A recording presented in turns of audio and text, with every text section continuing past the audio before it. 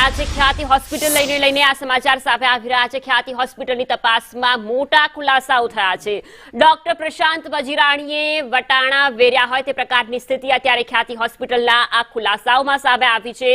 પોતાના બાકી 24 લાખ રૂપિયા મેળવવા પાછો ખ્યાતિ હોસ્પિટલમાં જોડાયો છે। હોસ્પિટલમાં ઓપરેશન પહેલા અને પછી દર્દીઓને યોગ્ય સારવાર નથી મળી અને એવા તો અનેક દર્દીઓ સંદેશ ન્યૂઝ સમક્ષ પણ સામે આવી રહ્યા છે। ચાલુ વર્ષે જો પ્રશાંતે 20 ઓપરેશન કર્યા હોવાની પણ કબૂલાત કરી છે। ક્રાઇમ બ્રાન્ચે પીએમજે યોજનામાંથી તમામ માહિતીઓ મંગાવી છે। તપાસનો ધમધમાટ ચાલુ રહ્યો છે અને આ તપાસની અંદર અનેક પુરાવાઓ પણ સામે આવી રહ્યા છે। યોજનામાંથી કેટલા રૂપિયા, કેટલા ઓપરેશન અને કોની સંડોવણી તે અંગે તપાસ ચાલુ રહી છે અને આ મામલે સહયોગી જિગ્નેશ પાસેથી માહિતી લઈશું। જિગ્નેશ, ખ્યાતિ હોસ્પિટલ કાંડ જેમાં અનેક મુદ્દે ખુલાસાઓ થઈ રહ્યા છે, વધુ અનેક ખુલાસાઓ સામે આવી રહ્યા છે। તપાસનો ધમધમાટમાં અનેક ખુલાસાઓ સામે આવ્યા। ફાલ્ગુની, ખ્યાતિ હોસ્પિટલ મામલે જે અલગ અલગ ફરિયાદો નોંધાઈ તે ફરિયાદમાં અત્યાર સુધી પોલીસના હાથે માત્ર એક જ આરોપી એટલે કે ડોક્ટર પ્રશાંત વજીરાણી આવ્યા છે। તેના પણ બીજી વખત રિમાન્ડ લેવામાં આવ્યા। 12 દિવસ જેટલો સમય થયો છે, પરંતુ પોલીસ કહો કે એજન્સી કહો કે ગુજરાતની કોઈ પણ સુરક્ષા એજન્સી હોય કે ક્રાઇમ બ્રાન્ચ હોય તે કોઈ પણ આરોપીને નથી પકડી શકી। ફરિયાદ દાખલ થાય છે તેના 5 કલાક પહેલા સુધી તમામ આરોપીઓ અમદાવાદમાં હાજર હતા, માત્ર કાર્તિક પટેલને બાદ કરતા। પરંતુ જેવી ફરિયાદ દાખલ થવાની માહિતી તેમના સુધી પહોંચી તે તમામ જાણે કે હવામાં ઓગળી ગયા હોય તે રીતે ગાયબ થયા અને ત્યારબાદ પોલીસની જે ઢીલી નીતિ છે તે સામે આવી ગઈ। હવે માત્ર પોલીસ પાસે તપાસનો એક જ મુદ્દો હતો, પ્રશાંત વજીરાણી।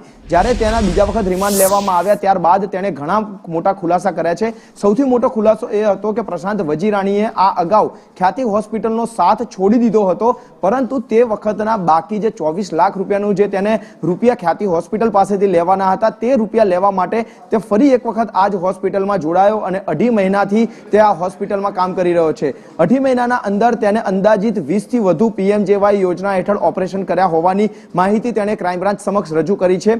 ક્રાઇમ બ્રાન્ચની પૂછપરછમાં તે હકીકત સામે આવી કે પ્રશાંત વજીરાણી જ્યારે કોઈ પણ દર્દીના ઓપરેશન માટે હોસ્પિટલ આવતો હતો ત્યારે હોસ્પિટલની પ્રી અથવા તો પોસ્ટ એટલે કે જ્યારે દર્દી દાખલ થાય, તેનું ઓપરેશન થાય અને ઓપરેશન પછી તેને કોઈ પણ પ્રકારની સુવિધા, સગવડ કે તેની સારવાર હોસ્પિટલ તરફથી મળતી ન હતી, કારણ કે હોસ્પિટલ પાસે પોતાના કોઈ સુપર સ્પેશિયાલિટી હોસ્પિટલ, કોઈ ડોક્ટર, નર્સિંગ સ્ટાફ અવેલેબલ નથી। તેની પાસે જે સ્ટાફ છે તે માત્ર પૂરતો અને લિમિટેડ સ્ટાફ હતો અને તેમાં તેઓ દર્દીને સંભાળી નહોતા શકતા અને તે જ કારણે રજા આપ્યા બાદ દર્દીઓની સ્થિતિ બગડતી હતી અને ત્યારબાદ તેમના મૃત્યુ થયા છે। એટલે કે કોઈ પણ વ્યક્તિનું જો ઓપરેશન કરવામાં આવે તો ઓપરેશન પહેલા તેના શારીરિક રિપોર્ટ નહોતા થતા, તેની શારીરિક ચકાસણી નહોતી થતી અને તે જ કારણે આ દર્દીઓ છે તેઓની સ્થિતિ ગંભીર થતી હોવાના તેને પુરાવા આપ્યા છે। બીજી તરફ આ જે હકીકત સામે આવી છે તેને લઈ ક્રાઇમ બ્રાન્ચે જે તમામ તેનો જૂનો સ્ટાફ હતો હોસ્પિટલોનો તેવા 23 ડોક્ટરોને પણ નોટિસ પાઠવી છે। તેઓને જવાબ માટે, તેઓની પૂછપરછ માટે તેમને હાજર રહેવાનું કહેવામાં આવ્યું છે। ક્રાઇમ બ્રાન્ચે જે 23 લોકોને નોટિસ પાઠવી છે તેમાં હોસ્પિટલનો જૂનો તમામ સ્ટાફ છે કે જેઓએ આ બેદરકારીમાં કદાચ તે સીધી અથવા તો આડકતરી રીતે ભોગ બન્યા હોય। વાત કરીએ પોલીસની કામગીરી તો ગઈકાલે જ્યારે સંદેશ ન્યૂઝે સૌથી પહેલો એક ખુલાસો કર્યો હતો કે જે કાર્તિક પટેલ છે તેનું એક ફાર્મ હાઉસ પણ અમદાવાદમાં આવેલું છે અને તે ફાર્મ હાઉસ પોલીસ નહોતી શોધી શકી, જેનો ખુલાસો સંદેશ ન્યૂઝે કર્યા બાદ ગણતરીના કલાકોની અંદર ક્રાઇમ બ્રાન્ચ ત્યાં પહોંચે છે, ત્યાં તપાસ કરે છે, તપાસના નાટકો કરે છે, પરંતુ તે પહેલા જ ત્યાંથી તમામ વસ્તુઓ, પુરાવાઓનો નિકાલ થઈ ચૂક્યો હોય છે। ત્યાંથી પોલીસને કહી શકાય કે સોય પણ નથી મળતી કે જે તેમના માટે પુરાવા સમાન હોય। માટે પોલીસની ઢીલી નીતિ પણ અહીંયા ક્યાંક સામે આવી રહી છે, ક્રાઇમ બ્રાન્ચની ઢીલી નીતિ સામે આવી રહી છે અને હવે સૌથી મોટો પ્રશ્ન એ છે કે પોલીસને હજી સુધી એ નથી ખબર કે અમદાવાદમાંથી જે તમામ 5 આરોપીઓ ગુમ થયા છે તે આખરે ગયા ક્યાં છે। હજી સુધી પોલીસ તેમનું લાસ્ટ લોકેશન અથવા તો તેમની ભાગવાની ટ્રેક અથવા તો તે ક્યાં ગયા તે અંગે કોઈ પણ પ્રકારની સત્તાવાર માહિતી નથી મેળવી શકી।